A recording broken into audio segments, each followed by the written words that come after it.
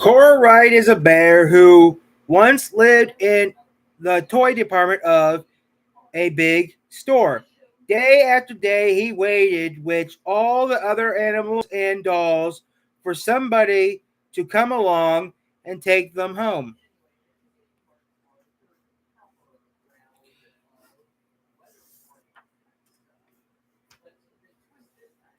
The store was always filled with shoppers buying all sorts of things, but no one seemed to want a small bear in green overalls.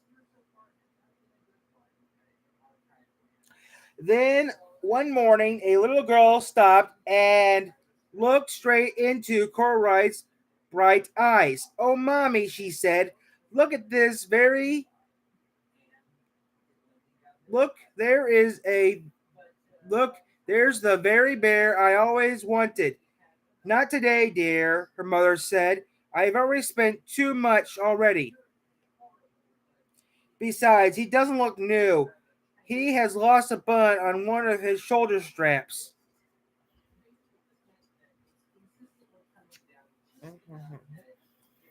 Mm-hmm. Corey watched them sadly as they walked away.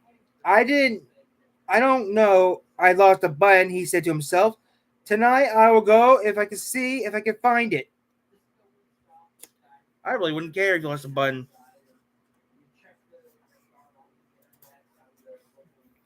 Late that evening, when all the shoppers had gone and the doors were shut and locked, Corey climbed carefully down from his shelf and began searching everywhere on the floor for his lost button. Suddenly, he felt the floor moving under him. Quickly, by accelerating, he had stepped onto an escalator and went in. He went up. Could he have? Could this be a mountain? He wondered. I think it's. I already want to climb a mountain. I think I always wanted to climb a mountain.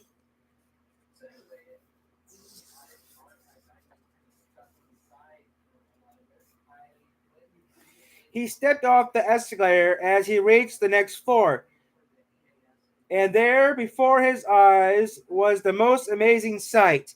Tables, chairs, lamps, and tables and chairs and lamps and sofas and rows of beds. This must be the place, Corride gasped. I guess I always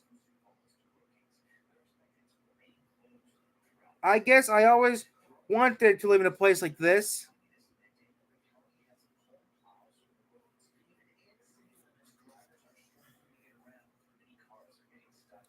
He wandered around, amazed the furniture.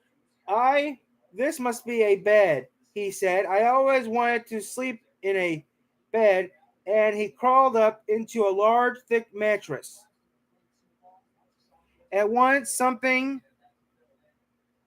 at All at once he saw something small around. He why here is my button, he cried, and he tried to pick it up, but like all the other buttons on the mattress, it was tied down tight.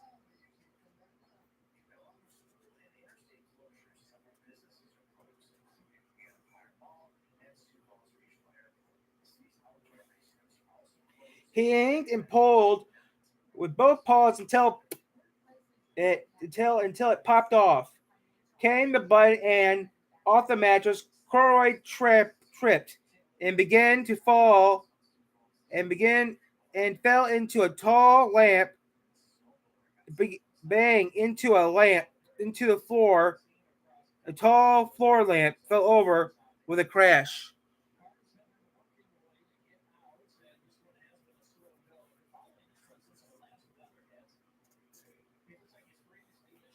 Corey didn't knew it, but there was else someone else awake in the store. The night watchman was going his rounds on the floor above.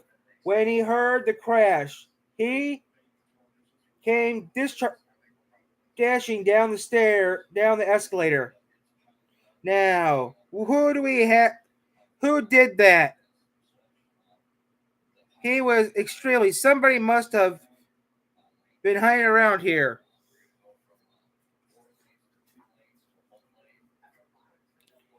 He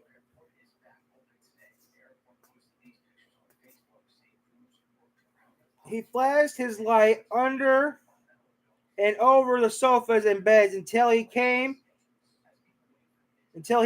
to until he came to the biggest bed of them all, and there he saw two fuzzy brown ears sticking up from under the covers. "Hello," he said. "How did you get upstairs?"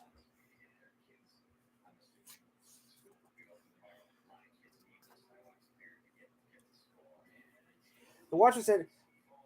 The watchman tugged Corduroy under his arm and carried him down to the escalator and set him on the shelf in the toy department with the other dolls and animals.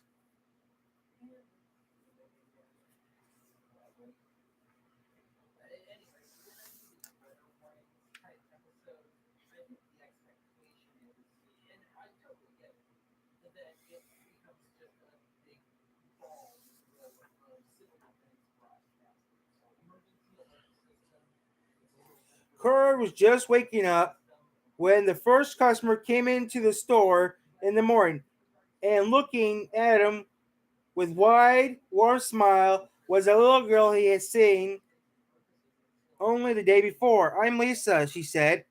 "Are you going?" "I'm Lisa," she said. "Are you going to buy? Are you going to be my own bear? At least last night, a customer came. I'm going to be my bear. Last night, I couldn't wait until I've saved in my piggy bank, and my mother said I could bring him home."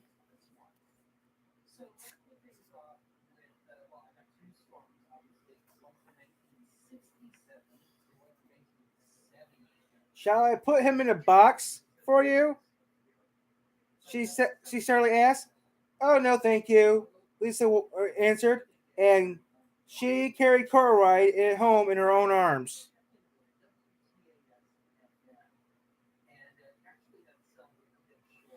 Okay, she ran all the way up to the up 4 flights of stairs into her family's apartment and straight into her room.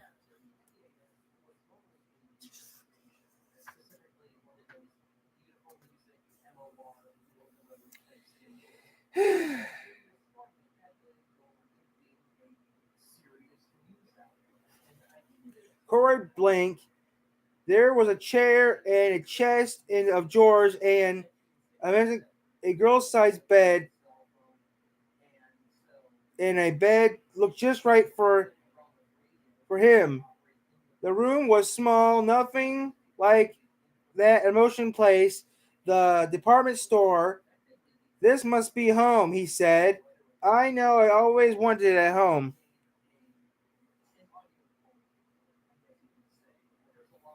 Lisa sat down with Corride on her lap and began to sew on a button on his overalls. "I like you the way you are," she said, "but you'll be more comfortable when when with a shoulder strap fastened."